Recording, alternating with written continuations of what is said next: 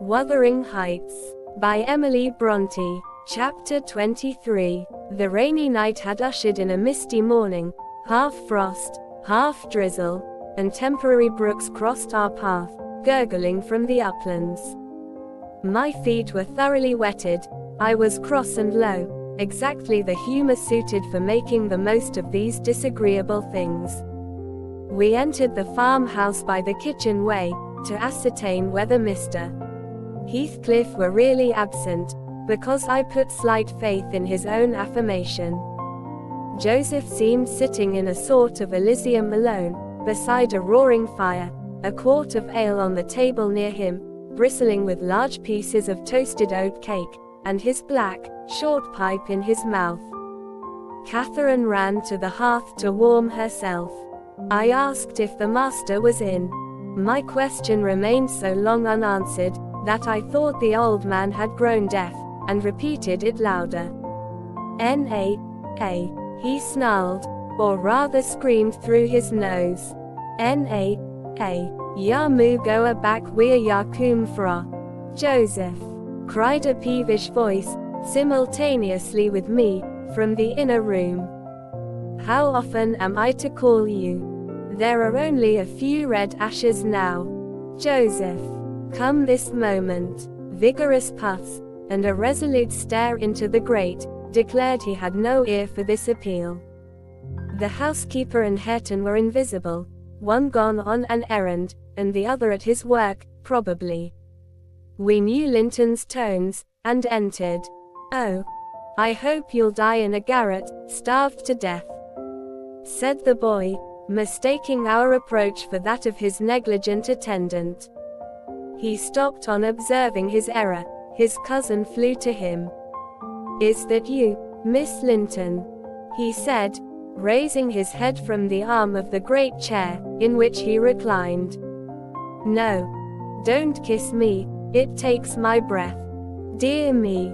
Papa said you would call," continued he, after recovering a little from Catherine's embrace, while she stood by looking very contrite. "Will you shut the door, if you please? You left it open, and those detestable creatures won't bring coals to the fire. It's so cold." I stirred up the cinders, and fetched a scuttleful myself. The invalid complained of being covered with ashes, but he had a tiresome cough, and looked feverish and ill, so I did not rebuke his temper. "Well, Linton," murmured Catherine, when his corrugated brow relaxed, "are you glad to see me? Can I do you any good? Why didn't you come before?" he asked. "You should have come, instead of writing. It tired me dreadfully writing those long letters. I'd far rather have talked to you. Now, I can neither bear to talk, nor anything else. I wonder where Zillah is. Will you, looking at me, step into the kitchen and see?" I had received no thanks for my other service, and being unwilling to run to and fro at his behest, I replied, "Nobody is out there but Joseph." "I want to drink," he exclaimed fretfully, turning away. "Zillah is constantly gadding off to Gimmerton since Papa went. It's miserable. And I'm obliged to come down here." They resolved never to hear me upstairs. "Is your father attentive to you, Master Heathcliff?" I asked, perceiving Catherine to be checked in her friendly advances. "Attentive? He makes them a little more attentive at least," he cried. "The wretches! Do you know, Miss Linton, that brute Hareton laughs at me. I hate him. Indeed, I hate them all. They are odious beings." Cathy began searching for some water. She lighted on a pitcher in the dresser, filled a tumbler, and brought it. He bid her add a spoonful of wine from a bottle on the table, and having swallowed a small portion, appeared more tranquil, and said she was very kind. "And are you glad to see me?" asked she, reiterating her former question and pleased to detect the faint dawn of a smile. "Yes, I am. It's something new to hear a voice like yours," he replied. But I have been vexed, because you wouldn't come. And Papa swore it was owing to me.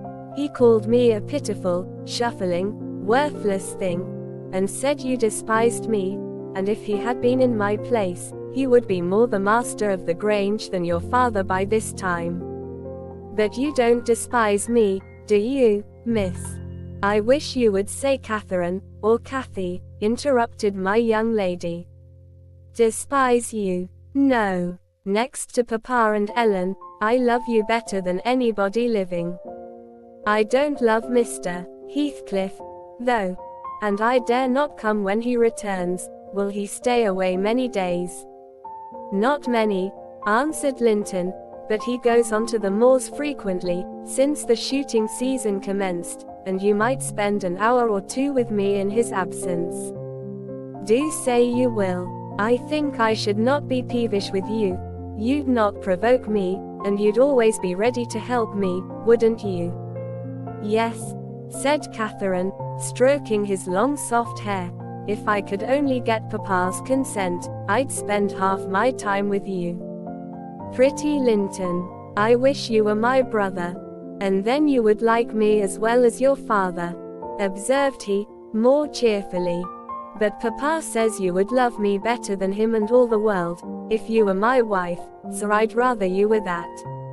No, I should never love anybody better than Papa, she returned gravely.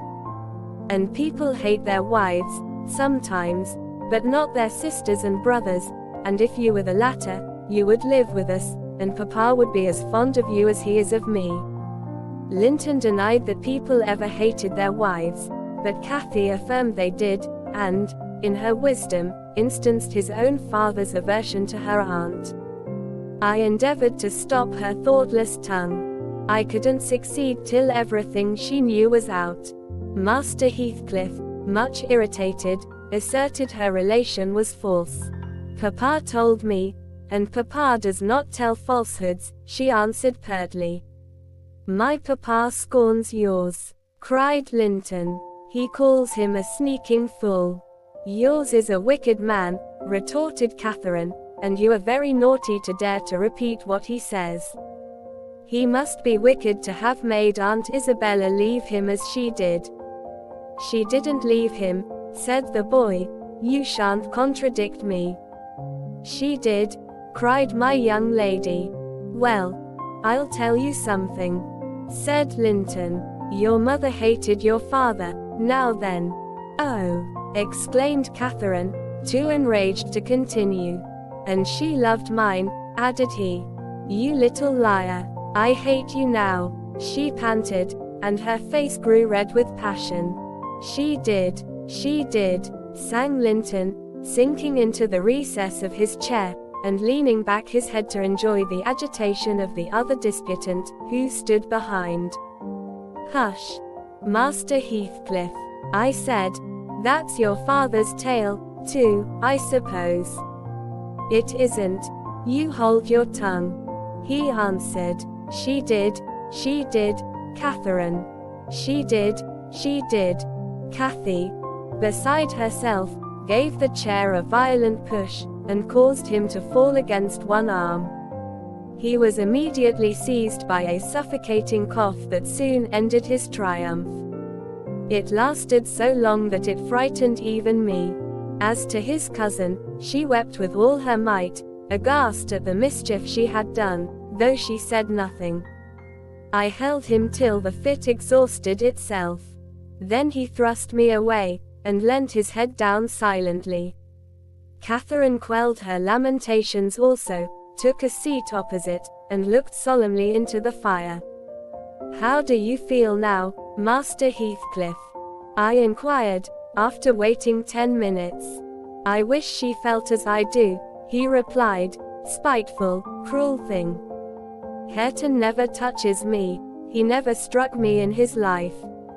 And I was better today, and there, his voice died in a whimper.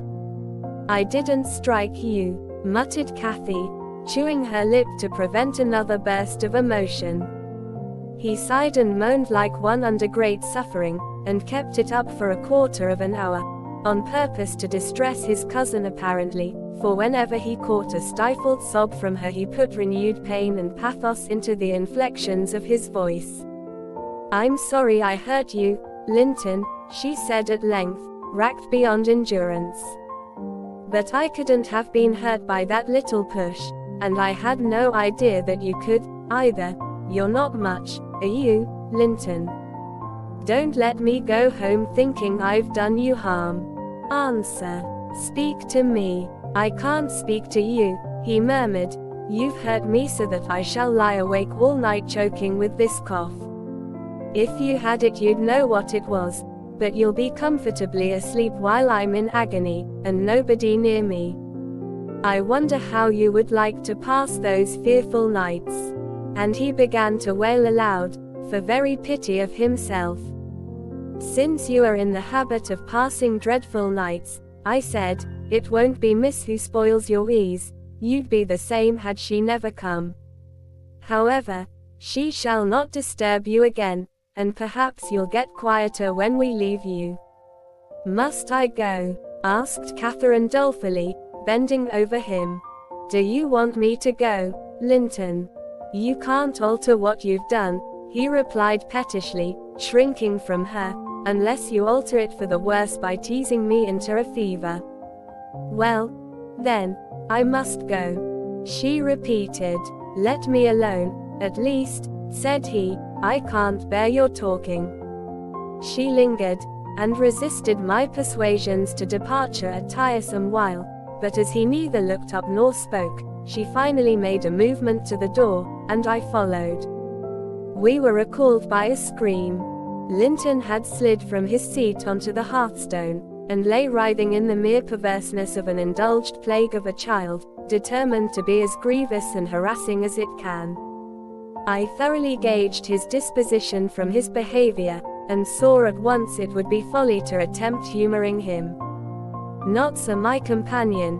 She ran back in terror, knelt down, and cried, and soothed, and entreated, till he grew quiet from lack of breath, by no means from compunction at distressing her.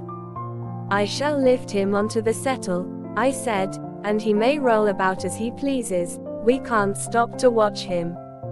I hope you are satisfied, Miss Cathy, that you are not the person to benefit him, and that his condition of health is not occasioned by attachment to you. Now, then, there he is. Come away. As soon as he knows there is nobody by to care for his nonsense, he'll be glad to lie still." She placed a cushion under his head, and offered him some water. He rejected the latter, and tossed uneasily on the former, as if it were a stone or a block of wood. She tried to put it more comfortably. "I can't do with that," he said. "It's not high enough." Catherine brought another to lay above it. "That's too high," murmured the provoking thing. "How must I arrange it, then?" she asked despairingly. He twined himself up to her, as she half knelt by the settle, and converted her shoulder into a support. "No, that won't do," I said. "You'll be content with the cushion, Master Heathcliff. Miss has wasted too much time on you already. We cannot remain 5 minutes longer." Yes, we can," replied Cathy. "He's good and patient now. He's beginning to think I shall have far greater misery than he will tonight, if I believe he is the worse for my visit, and then I dare not come again. Tell the truth about it, Linton, for I mustn't come, if I have hurt you." "You must come, to cure me," he answered. "You ought to come, because you have hurt me, you know you have extremely. I was not as ill when you entered as I am at present, was I? But you've made yourself ill by crying and being in a passion." "I didn't do it all," said his cousin. "However, we'll be friends now. And you want me. You would wish to see me sometimes, really." "I told you I did," he replied impatiently. "Sit on the settle and let me lean on your knee. That's as Mamma used to do, whole afternoons together. Sit quite still and don't talk. But you may sing a song, if you can sing, or you may say a nice long interesting ballad, one of those you promised to teach me, or a story. I'd rather have a ballad, though. Begin. Catherine repeated the longest she could remember. The employment pleased both mightily. Linton would have another, and after that another, notwithstanding my strenuous objections, and so they went on until the clock struck 12, and we heard Hareton in the court, returning for his dinner. And tomorrow, Catherine, will you be here tomorrow? Asked young Heathcliff, holding her frock as she rose reluctantly. No, I answered, nor next day neither. She, however, gave a different response evidently, for his forehead cleared as she stooped and whispered in his ear.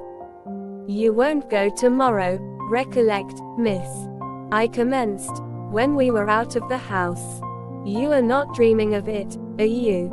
She smiled. Oh, I'll take good care, I continued. I'll have that lock mended, and you can escape by no way else. I can get over the wall, she said laughing. The Grange is not a prison, Ellen, and you are not my jailer. And besides, I'm almost 17, I'm a woman. And I'm certain Linton would recover quickly if he had me to look after him. I'm older than he is, you know, and wiser, less childish, am I not? And he'll soon do as I direct him, with some slight coaxing. He's a pretty little darling when he's good. I'd make such a pet of him, if he were mine. We should never quarrel, should we, after we were used to each other. Don't you like him, Ellen? Like him? I exclaimed. The worst-tempered bit of a sickly slip that ever struggled into its teens. Happily, as Mr. Heathcliff conjectured, he'll not win 20. I doubt whether he'll see spring, indeed. And small loss to his family whenever he drops off. And lucky it is for us that his father took him. The kinder he was treated, the more tedious and selfish he'd be. I'm glad you have no chance of having him for a husband, Miss Catherine. My companion waxed serious at hearing this speech. To speak of his death so regardlessly wounded her feelings. He's younger than I, she answered, after a protracted pause of meditation, and he ought to live the longest. He must live as long as I do. He's as strong now as when he first came into the north, I'm positive of that. It's only a cold that ails him, the same as Papa has. You say Papa will get better, and why shouldn't he? Well, I cried, after all, we needn't trouble ourselves, for listen, miss, and mind, I'll keep my word, if you attempt going to Wuthering Heights again, with or without me, I shall inform Mr. Linton, and, unless he allow it, the intimacy with your cousin must not be revived. It has been revived, muttered Cathy, sulkily. Must not be continued, then, I said. We'll see, was her reply, and she set off at a gallop, leaving me to toil in the rear. We both reached home before our dinner time. My master supposed we had been wandering through the park, and therefore he demanded no explanation of our absence. As soon as I entered, I hastened to change my soaked shoes and stockings, but sitting such a while at the Heights had done the mischief. On the succeeding morning I was laid up, and during 3 weeks I remained incapacitated for attending to my duties, a calamity never experienced prior to that period, and never, I am thankful to say, since. My little mistress behaved like an angel in coming to wait on me, and cheer my solitude. The confinement brought me exceedingly low. It is wearisome, to a stirring active body, but few have slighter reasons for complaint than I had. The moment Catherine left Mr. Linton's room she appeared at my bedside. Her day was divided between us. No amusement usurped a minute. She neglected her meals, her studies, and her play, and she was the fondest nurse that ever watched. She must have had a warm heart, when she loved her father so, to give so much to me.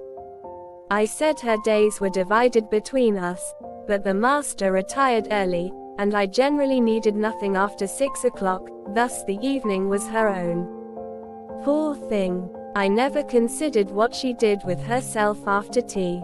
And though frequently, when she looked in to bid me good night, I remarked a fresh color in her cheeks and a pinkness over her slender fingers, instead of fancying the line borrowed from a cold ride across the moors, I laid it to the charge of a hot fire in the library.